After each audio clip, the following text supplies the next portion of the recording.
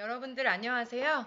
이번 시간에도 2021년 정보처리 기능사 필기 쉬운 설명으로 하루 25분 투자해서 자격증 취득까지 우리 수업을 한번 시작해 보겠습니다. 네, 여러분들 이번 시간에는 또 정보처리 기능사 필기 4과목이고요. 정보통신 일반 2장 정보 전송 훼손에 대해서 계속적으로 한번 알아보겠습니다. 일단 통신회선의 개념부터 우리가 한번 알아보겠는데요. 이 통신회선의 개념은 여러분들 잠시만요. 포인터 좀 놓고 할게요. 네, 이 통신회선의 개념이라는 것은 통신회선은 이 단말 장치가 있는데 단말 장치에 입력된 데이터 또는 컴퓨터에서 처리된 결과가 실질적으로 전송되는 물리적인 어떤 전송 통로를 우리가 통신회선이라고 합니다. 그래서 이 통신회선을 통해서 우리가 어떤 컴퓨터에 처리된 결과나 어떤 실질적으로 전송되는 어떤 부분들 이런 것들을 전송이 된다는 것을 알 수가 있고요. 또 꼬임선이 있습니다. 꼬임선은 이중나선이라고 합니다. 그래서 이 이중나선은 이제 꼬임선, 이 두 개의 절연된 구리선이 있으시죠? 그것을 서로 꼬아서 하나의 전송 선로를 구성해서 여러 쌍의 어떤 꼬임선들을 하나로 묶어서 케이블을 형성하게 됩니다. 그래서 이 구리선은 이제 구리선을 꼬는 이유가 있을 것이죠. 그래서 이 구리선을 꼬는 이유는 두 선 사이의 정기적인 간섭을 최소화하기 위해서고요. 또 가격이 저렴하고 설치가 간편하다는 장점이 있습니다. 또 거리, 대역폭, 데이터 전송률 면에서 제약이 많고 또 하지만 이런 단점이 있고 다른 정기적인 신호의 간섭이나 잡음에 영향을 받기가 쉬운 부분 때문에 이 꼬임선의 부분들을 구성해서 하나의 케이블을 형성하고 있습니다. 또 동축 케이블이 있는데요. 이 동축 케이블은 중심 도체를 플라스틱 절연체를 이용하고 감싸고 또 이를 다시 외부 도체를 이용해서 감싸는 형태로 구성되어 있습니다. 또 꼬임선에 비해 외부 간섭과 누화의 영향이 적다는 걸 알 수가 있고요. 이것은 고주파 특성이 양호하고 광대형 전송에 적합한 게 이 동축 케이블입니다.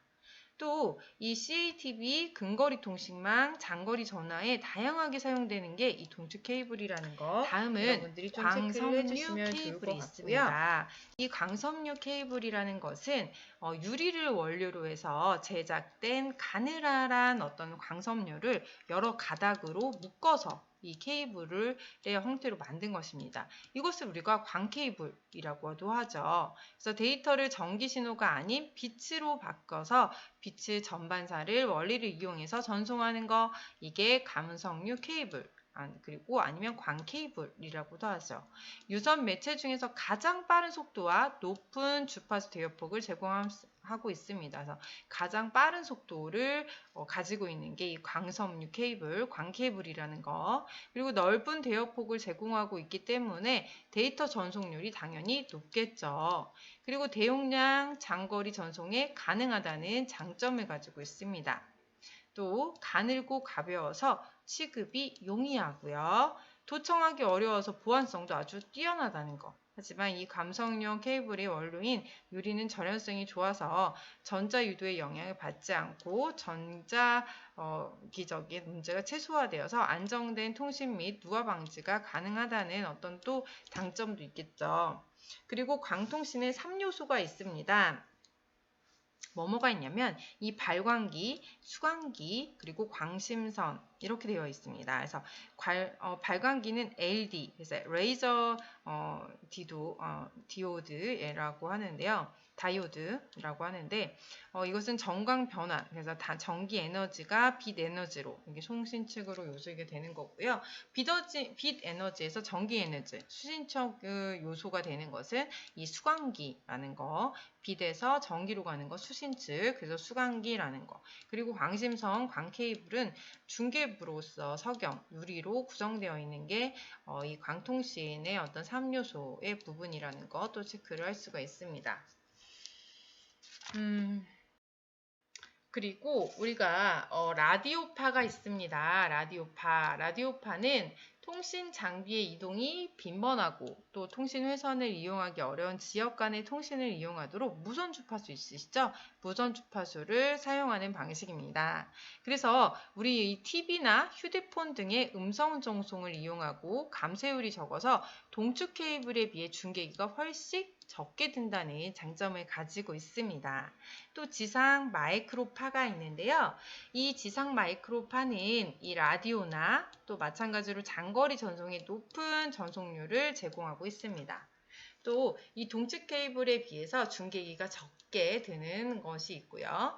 또 이제 주로 이 이동통신, 주로 또 이동통신이나 TV, 장거리의 중계 이용에 사용된다는 거 우리가 볼 수가 있습니다. 그리고 위성 마이크로파가 있죠. 지상에서 쏘아올린 마이크로 주파수를 통신 위성을 통해서 변환하게 되는데요. 이것은 증폭한 후 다른 주파수로 지상에 송신하는 방식입니다. 그래서 위성 통신에서 사용하는 게 이 위성 마이크로파라고 하는 것이고요.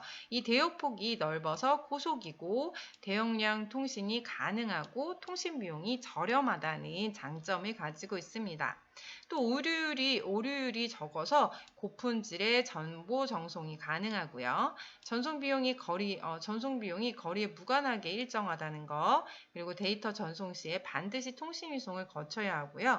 전송 지연이 시간이 긴다는 어떤 단점을 가지고 있습니다. 그러면 다음은 회선 구성 방식이 있습니다. 회선 구성 방식이 있는데요. 이것은 포인트 투 포인트 방식입니다. 방식에는 이렇게 포인트 투 포인트 방식과 멀티 포인트 방식이 있습니다. 포인트 투 포인트 방식은 중앙 컴퓨터와 단말기를 1대1 독립적으로 연결해서 언제든지 데이터 전송이 가능하게 하는 방식, 그리고 전송 해선 또는 교환 해선에 이용되고요. 전송할 데이터의 양과 회선 사용 시간이 많을 때 효율적입니다. 또 고장 발생 시에는 유지 보수하기 쉽다는 거 알 수가 있습니다. 또 멀티드롭 방식은 멀티포인트 방식이라고도 하고요. 여러 대의 단말기들을 한 개의 통신회선에 연결하는 방식입니다. 또 통신회선은 전용 회선을 사용할 수가 있고요. 그리고 제어용 컴퓨터가 주국이 되고 단말기는 종국이 된다는 것을 알 수가 있습니다. 주국은 뭘까요? 네, 전송된 단말기를 제어하거나 정보를 제공해주는 컴퓨터. 주로 1차국, 서버, 우리가 서버 같은 거, 그 다음에 종국은 주국으로부터 제어받고 정보를 컴퓨터로 이제 가지고 있는 2차국, 클라이언트라고도 하죠. 그래서 전송할 데이터의 양과 회선 사용 시간이 적을 때 매우 효율적이라는 거, 그리고 회선을 공유하기 때문에 효용도가 높고 가격도 아주 저렴합니다. 그리고 제어 소프트웨어가 복잡하다는 장점이 있고요. 데이터 전송은 폴링과 셀렉션에 의해 사용되는데요. 이 폴링은 컴퓨터가 단말기에 전송될 때 데이터가 있는지를 물어볼 때 전송할 데이터가 있다면 전송을 허가하는 방식. 그래서 단말기에서 컴퓨터로 보낼 데이터가 있을 경우에 사용하는 게 폴링. 그리고 셀렉션은 뭐냐면 주로 컴퓨터에서 이 주 컴퓨터 있으시죠? 거기서 단말기로 전송할 데이터가 있는 경우에는 그 단말기가 받을 준비가 되어 있는가를 묻고 또 준비가 되어 있다면 주 컴퓨터는 단말기로 데이터를 전송하는 방식. 이것을 셀렉션이라고 합니다. 다음은 통신 속도예요. 통신 속도를 보면은 변조 속도가 있고 신호 속도가 있습니다. 이 변조 속도라는 거는 일정 동안에 몇 개의 신호 변화가 있었는가를 나타내는 단위. 바운드를 사용하고요. 이 한 개의 신호가 변조되는 시간을 t초라고 할 때 이 바운드 수는 t분의 1이라는 거 볼 수가 있죠. 또 신호 속도는 1초 전송 가능한 비트의 수를 나타내는 것입니다. 그래서 단위의 비트 bps는 그렇죠. 비트분의 세컨드. 이것을 볼 수가 있죠. 그리고 데이터 신호 속도는 bps, 변조 속도 곱하기 변조 시 상대 변화수, 상대가 변화하는 어떤 상태 변화수, 어떤 변조의 어떤 상태가 변하는 수를 말하고 있죠. 그리고 이런 변조 속도는 데이터 신호 속도 곱하기 변조 시 상태 변화수. 이렇게. 그래서 이런 식으로 우리가 볼 수가 있습니다. 그래서 여기에 보면 데이터 신호 속도는 이 어떤 속도의 계산식 변조 속도를 이렇게 구할 수 있는 거, 그 다음에 데이터 신호를 구할 수 있는 거, 이런 것들을 좀 여러분들이 체크를 해주시면 될 것 같습니다. 그리고 변조 시에는 상태 변환수가 1비트인 경우에는 BPS와 바운드가 같아지는 것도 여러분들이 체크를 해주시고요. 이 전송 속도는 단위 시간에 전송되는 데이터의 하나의 양, 그래서 문자, 블록, 비트 단어수 등을 나타내는 게 이 전송 속도입니다. 그리고 통신 용량이 있죠? 이 통신 용량은 단위 시간 동안 전송회선이 최대로 전송할 수 있는 통신 정보량을 말합니다. 이런 것들을 우리가 볼 수가 있고요. 그리고 우리가 전송로의 통신 용량을 늘리기 위해서는 주파수의 대역폭을 늘리고요. 신호 세력을 늘리고 잡은 세력은 줄이는 것. 그것을 우리가 통신 용량을 늘리기 위한 하나의 방법이라는 것도 여러분들이 좀 기본 상식으로 알아주시면 좋을 것 같습니다. 다음은 드디어 또 4과목 정보통신 일반 3장 정보전송 방식에 대해서 우리가 한번 알아보려고 합니다. 그러면 이 직렬, 병렬 전송에 대해서 한번 알아볼게요. 우리가 디지털을 전송 시에 데이터의 비트의 전송 방법에 따라서 우리가 이렇게 직렬 전송과 병렬 전송으로 구분하고 있습니다. 이 직렬 전송은 뭘까요? 네, 이것은 정보를 구성하는 각 비트의 하나의 전송 매치를 통해서 한 비트씩 순서적으로 전송되는 거. 한 비트씩 순서대로 전송되는 거. 그래서 직렬 전송이죠. 그리고 병렬 전송은 정보를 구성하는 각 비트 여러 개의 전송 매체를 통해서 전송되는 거. 그렇죠. 그래서 동시에 전송되는 형태, 그것을 병렬이라고 하죠. 그래서 여러 개의 전송 매체를 사용하므로 전송 속도는 빠르죠. 하지만 구성 비용이 많이 들어가는 단점이 있고요. 근거리 전송에 적합하고 주로 컴퓨터와 주변 장치 사이의 데이터의 전송에 사용하는 게 병렬 전송이라는 거, 디지털 전송 시에는 이 직렬과 병렬이 있다는 거 여러분들 꼭 체크를 해주시면 좋을 것 같습니다. 그러면 이 통신 방식이 있죠. 이 통신 방식은 데이터의 전송 방향에 따라서 단방향 그리고 양방향으로 이루어집니다. 그래서 양방향 통신은 다시 반이중 또 전이중으로 이렇게 이루어지는데요. 그게 무엇이냐? 단방향 통신이 있죠. 이것은 한쪽만으로 전송이 가능해요. 그래서 송출만 하는 라디오하고 TV처럼 이렇게 송출만 하는 거, 그것을 가능한 거, 그냥 단방향이고요. 이렇게 양방향 통신에는 단이중하고 전이중이 있습니다. 양방향이라는 건 두 방향으로 왔다 갔다 한다는 거죠. 양방향 전송이 가능하지만 반이중은 양쪽 방향에 전송할 수 없는 방식입니다. 이선식 선로를 사용해서 송신과 수신을 번갈아 가면서 하는 거. 뭐 있죠? 무전기 있죠? 워키토키. 그래서 내가 얘기하면 상대방은 말을 할 수 없죠. 상대방이 말하면 난 듣기만 할 수 있고. 그리고 이런 모뎀을 이용한 데이터 통신. 이런 것을 반이중. 그래서 할프 디플렉스라고 하고요. 전이중은 풀 디플렉스 통신이라고 해서 동시에 양방향 전송이 가능해요. 그래서 사선식 선로를 사용하고 있고요. 그래서 주파수 분할을 이용할 경우에 이선식도 가능하다는 거. 그래서 전송량이 너무 많아요. 그리고 전송 매체 용량이 클 때 사용할 수 있습니다. 그래서 전화는 같이 동시에 얘기도 가능하죠. 전용선을 위한 데이터 통신도 이 전이중에 들어간다는 거 체크를 해줄 수가 있습니다. 다음은 이렇게 정보 전송 방식에서 동기화 전송, 동기화를 한번 볼게요. 동기전송인데요. 이 데이터의 정확한 송수신을 위해서 동기화가 필요하게 됩니다. 이 동기화를 취하는 방식에 따라서 비동기식 전송과 동기식 전송으로 나누게 되는데요. 그러면 이 동기식과 비동기식은 뭘까요?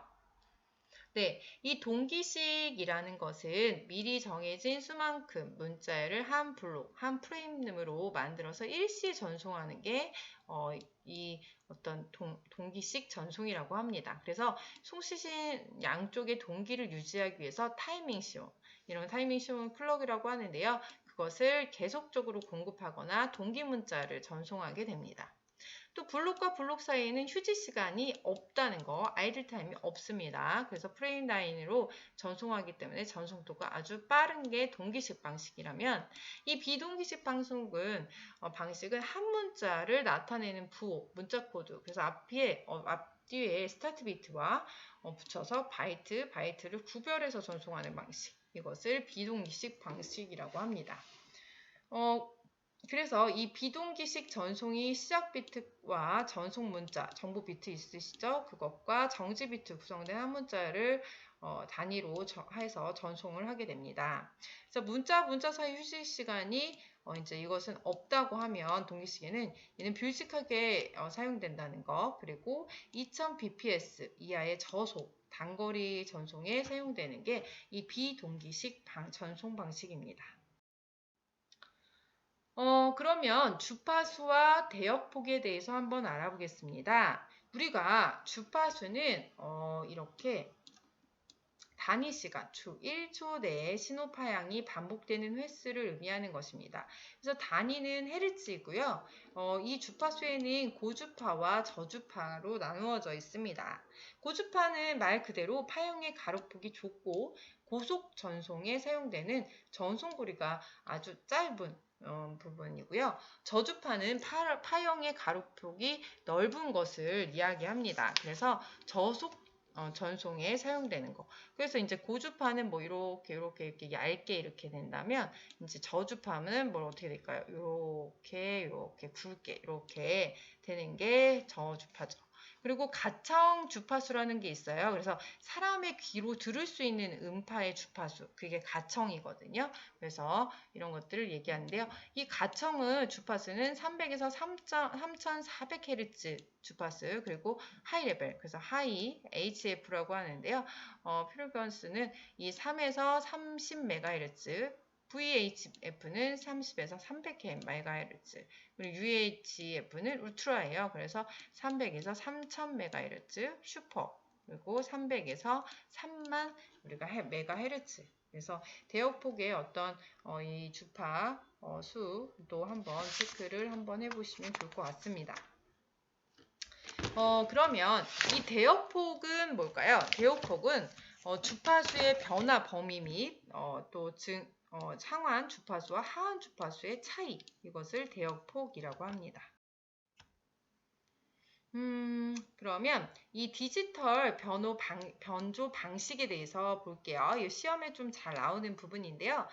디지털 데이터를 아날로그 신호로 변환하는 것을 의미합니다. 그래서 이 모뎀을 이용한다는 거, 모뎀 이용하는 거 꼭 체크를 해주세요. 그래서 디지털 변조 방식에는 진폭 편의 변조, 주파수 편의 변조, 위상 편의 변조가 있습니다. 그래서 디지털 편의 변조는 진폭 편의 변조, ASK, FSK, PSK 있다는 거 꼭 체크를 해주시고요. 일단 진폭 편의 변조 ASK가 있는데요. ASK, 진폭 편의 변조는 이진수 0과 1을 서로 다른 진폭 신호로 변조하는 방식을 우리가 진폭 편의 변조라고 하고요. 진폭 편의 변조 방식을 사용하는 모뎀은 구조가 매우 간단하고 가격이 저렴하다는 것이 있습니다. 장점이. 그리고 신호 변동과 자금이 약해서 데이터 전송용으로 거의 사용하지는 않습니다. 그리고 주파수 편의 변조 FSK가 있는데요. 이 주파수 편의 변조는 이진수 0과 1을 서로 다른 주파수로 변조하는 방식입니다. 그래서 1200bps 이하의 저속 속도의 어떤 비동기식 모뎀에 사용된다는 거, 그리고 주파수 편의 변조 방식을 사용하는 모뎀은 구조가 아주 간단하고 신호 변동과 자금에도 강하다는 어떤 장점을 가지고 있습니다. 또한 대역폭을 넓게 차지하고 있고요. 또 위상 편의 변조는 PSK라고 말씀을 드렸죠. 그래서 위상 편의 변조는 이진수 0과 1을 서로 다른 위상을 갖는 신호로 변조하는 방식입니다. 그래서 일정한 진폭 또는 주파수를 갖는 정연파의 위상을 180도, 90도, 45도 단위로 보내면서 2등분, 4등분, 8등분 했을 때 신호를 할당해서 전송하는 것을 알 수가 있습니다. 그래서 중고속의 동기식 모드에 많이 사용하는 게 이 위상 편의 변조 FSK고요. 직교 진폭 변조, 진폭 위상 변조를 QAM이라고 합니다. 이것은 중요한데요. 진폭과 위상을 상호 변환해서 신호를 얻는 변조 방식입니다. 그래서 제한된 어떤 전송 대형 내에서 고속의 전송이 가능합니다. 그래서 9600bps까지 이렇게 고속의 전송이 가능하다는 거를 볼 수가 있습니다. 이거 체크를 해주시고요. 이거는 아닙니다. 안 보셔도 되고요. 여기까지 볼 수가 있습니다. 다음은 펄스 코드의 변조입니다. 이 펄스 코드는 화상, 음성, 동영상 비디오, 가상 형식 등과 같이 연속적인 시간과 진폭을 가진 아날로그 디지털 신호로 변환하는 것, 아날로그 데이터를 디지털 신호로 변환하는 것으로서 코덱을 이용합니다. 코덱. 그래서 화상, 음성, 동영상 비디오 이런 가상 형식 이것을 코덱을 이용해서 이 아날로그 데이터를 디지털 신호로 변환할 수 있는 PCM, 펄스 코드 변조라고 볼 수가 있고요. 누아의 영향을 거의 받지 않는다는 거, 그리고 내별 변동이 거의 없습니다. 또한 점유 주파수의 대역폭이 아주 크다는 것을 알 수가 있습니다. 그래서 이 펄스 코드의 변조 순서를 우리가 한번 보시면요. 일단 표본화, 그리고 양자와 부호화 이렇게 되어 있죠. 이게 송신하는 송신축이에요. 표본화, 양자나 부호화. 다음에는 수신하는 수신축은 복호화, 여과화로 이렇게 되어 있습니다. 우리가 이제 이 표본화, 양자화, 부호화, 복호화, 이 여과화에 대해서 한번 볼까요? 네, 일단 여기 보시면 표본화가 있죠. 음성, 영상 등의 연속적인 신호 파형을 일정 시간 간격으로 검출할 때 이 단계가 이 표본화입니다. 또 양자화는 표모화된 PAM 신호를 유한계의 부호에 대한 대표값으로 조정하는 과정이고요. 부호화는 양자화된 PCM 펄스의 진폭 크기를 이진수 1과 0으로 표시하는 과정을 우리가 부호화라고 하죠. 다음은 복호화인데요. 이 수신된 디지털의 어떤 신호, 즉 PCM을 신호를 PAM 신호로 되돌리는 단계입니다. 또 여과는 PAM 신호를 원래의 신호 입력 신호인 아날로그 신호로 보관하는 과정을 가집니다. 그래서 펄스 코드의 변조에 표본화, 양자화, 부호화, 복호화, 여과화가 있고 이 표본화와 양자화, 부호화는 송시측이고 복호화, 여과화는 뭐였죠? 네, 수신측이라는 거 여러분들이 조금 기억을 한번 해보시면 좋을 것 같습니다. 그리고 베이스 이제 밴드 전송인데요. 이것은 컴퓨터나 단말기 등에서 처리된 디지털 데이터를 다른 주파수 대역으로 변조하지 않고 직류 펄스의 형태 그대로 전송하는 것을 얘기합니다. 그래서 이거를 기저 대역 전송이라고도 하는데요. 우리가 베이스 밴드 전송에는 뭐 단류 뭐 책에도 나와 있어요. 교재에 NRZ, 복류 NRZ, 뭐 단류 RZ, 뭐 복류 RZ, 뭐 이런 것들이 있는데요. 이런 종류들이 있다고만 여러분들이 좀 체크를 하시면서 이 바이폴라까지 있다는 것을 여러분들이 좀 체크를 해주시면 좋을 것 같습니다. 그래서 이런 식으로 우리가 천천히 진도를 나가고 있고요. 다음 시간에는 이제 오류 제어 방식 수업을 진행을 하겠습니다. 네, 여러분들 오늘도 수고 많으셨습니다. 여러분들 이렇게 지금 4과목까지 천천히 수업 진도를 나가고 있으니까요. 이제 여러분들이 그 부분들을 좀 숙지하시고 잘 또 암기도 하시고 하시면서 수업을 진행하시면 좋을 것 같습니다. 그리고 여러분들 제가 이 진도를 계속 나가고 뒷부분에서는 기출문제 푸는 시간을 좀 가지려고 합니다. 그래서 진도를 조금 빨리빨리 나갈 때도 있고 이렇게 하고 있거든요. 그러니까 여러분들이 좀 이해하시면서 이 부분을 한번 내가 습득한다 생각하시면서 반복적으로 재생하셔가지고 수업을 계속 들으시면 이해도 가실 것이고 또 암기도 되는 어떤 장점이 있으니까요. 그 부분 여러분들이 좀 체크하셔서 수업하시면 좋을 것 같고요. 기출문제도 제가 과목별로 하나하나 체크해서 올려놓으려고 합니다. 그러니까 기출문제도 잘 체크하시고요. 이 문제라는 것은 기출문제라는 건 문제뱅크에서 나오기 때문에 그 문제들이 같은 문제가 한 70% 이상 시험에 출제됩니다. 그렇기 때문에 여러분들이 시험을 보셔서 합격하는 것은 이 문제가 되지 않는 부분이니까요. 여러분들이 좀 암기나 또 이제 강의만 좀 잘 들으시고 기출문제 그리고 부분의 어떤 이제 강의들에 대한 이해만 조금 하시면 좋을 것 같습니다. 네, 수고 많으셨습니다. 감사합니다.